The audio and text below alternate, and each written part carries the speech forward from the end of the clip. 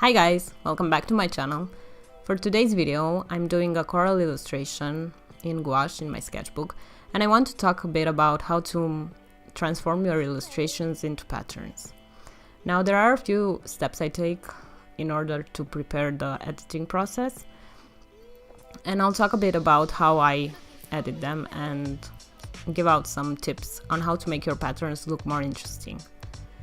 So first off, my number one rule is to always paint on a white background because the contrast is bigger. It's easier to cut out the shapes in Photoshop. That is what I use for editing. And it's easier to use the blending options this way. So after I do my illustration, I usually scan it at about 300 or 600 dpi's, and then I add it into Photoshop into a new file, and I start cutting out the elements and putting them on separate layers. This will be helpful because you can move around each element on its own and see how you like it, where you like it, how the composition looks basically.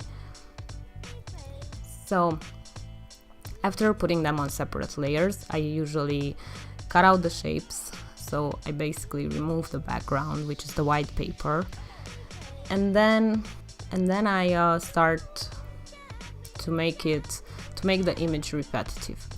Now, to make an image repetitive, that means that the left side must continue on the right and the top on the bottom.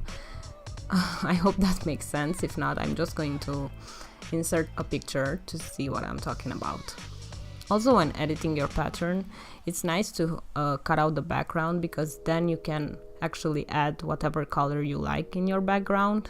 So for this illustration, I can put a black or a white or pink or basically any color because the shapes have no background to them. So other than that, my tips would be to not be afraid to play with the sizing of the elements, so make some bigger, some smaller.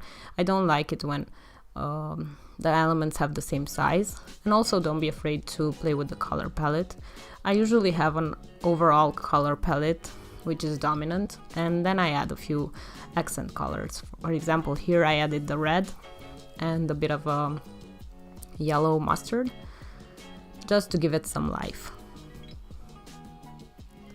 So I hope this video was helpful if you're looking into pattern making.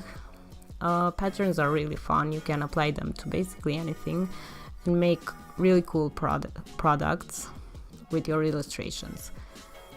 So anyways, I'll see you in the next video and enjoy. Bye!